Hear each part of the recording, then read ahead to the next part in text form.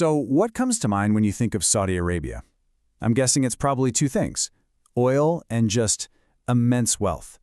But behind that shiny image, there's a really startling reality. This incredibly rich nation is also one of the driest places on the entire planet. I mean, it's kind of like having this amazing golden palace, but you've barely got a drop of water to drink. So how on earth are they planning to build an artificial river? Okay, so this sounds like some kind of ancient riddle, right? How does a country with literally zero natural rivers build a man-made one that's going to be even longer than the Nile? The whole project just seems to defy the laws of nature. So, where in the world is all this water supposed to come from, and how is this even possible? And let's be real, the challenge here is absolutely massive. We're talking about a landscape that is 98% scorching hot desert, with practically zero rain. But here's the wild part. Instead of water flowing down from mountains, this project is designed to pump it up them.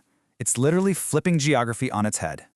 So to really get why Saudi Arabia would even try something this crazy, we have to rewind a bit and look at the crisis that basically forced their hand. For decades, they were relying on this kind of hidden treasure, a treasure they were using up fast. And that treasure? It's something called fossil water. Basically, ancient water that's been trapped deep underground for thousands, even millions of years. Now, the key thing to understand here is that it's a non-renewable resource. It's not like a lake that gets refilled by rain. Think of it more like a non-rechargeable battery. Once it's dead for good. All right, so the clock really started ticking back in the 1970s. They had this well-intentioned plan for the country to grow all of its own wheat. But, and this is a big but, that dream of self-sufficiency came with a catastrophic price tag. By 2003, farming was gulping down a staggering 85% of the country's water, just draining those ancient aquifers dry. It was so bad that NASA satellites could see it from space, and eventually the whole wheat program had to be shut down just to save what little was left. And just to give you a sense of how bad it was, get this, 2 trillion liters. That's how much fossil water was vanishing every single year. At that rate, their non-rechargeable battery was about to die completely. A new plan wasn't just an option, it was a matter of survival. So you'd think, faced with a crisis like that, they might scale back, right? Nope. They scaled their ambitions way up, launching one of the most incredible engineering projects in human history, a man-made underground river. Okay, the numbers we're about to talk about are they're mind-boggling. This network of pipes is going to stretch for 12,000 kilometers. To put that in perspective, that's far enough to drive from New York to Los Angeles and back twice. And it's not just the length, it's the sheer volume of water. The system is designed to move 9.4 billion liters of fresh water every single day. This isn't a trickle, it's a full-on torrent, all of it manufactured and then piped underground. Let's put that 12,000 kilometers into perspective for a second. This artificial river network is nearly twice as long as the most famous river in the world, the Nile. I mean, we're talking about an engineering marvel on a planetary scale here. And look, the goals here go way beyond just getting a glass of water. By building it underground, they stop the water from just evaporating in that crazy desert heat. This whole thing is designed to bring back that dream of growing their own food, to get fresh water to faraway cities, and really to build a sustainable future that doesn't just run on oil. Okay, so this brings us back to the million-dollar question. Where is all this water coming from? Well, the answer lies in the massive seas on either side of the country, the Red Sea and the Persian Gulf, and the incredible technology that can turn salty seawater into pure, fresh water. So the first method they use is called multi-stage flash distillation. Now, the basic idea is pretty simple, actually. You boil seawater to create steam, which leaves the salt behind, and then you collect that steam and cool it back down into pure water. But just imagine doing that in massive facilities with steel tanks the size of football fields. The scale is just unreal. Then you've got the other major method, reverse osmosis. And this is some next-level stuff. You use super high pressure to force seawater through this special membrane. And the pores in this membrane are so tiny that nothing, not salt, not minerals, not even a virus, can get through. All that comes out the other side is just pure, clean water.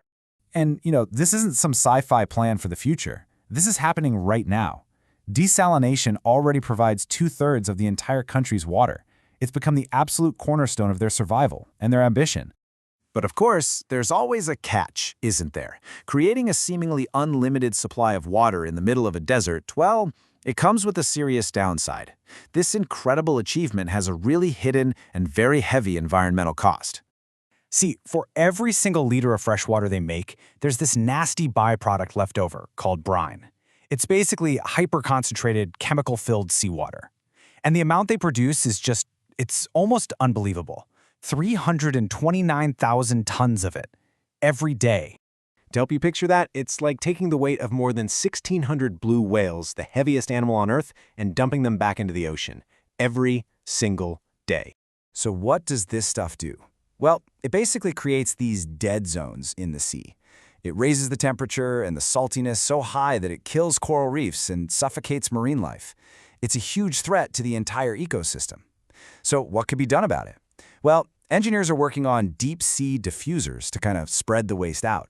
But the really exciting idea is something called brine mining, a revolutionary process that could actually extract valuable minerals from the waste, turning a toxic problem into a profitable resource. So, when you step back and look at the whole thing, this project is so much more than just pipes and pumps. It's a statement about the future, a vision that's built on incredible technology and just sheer national will.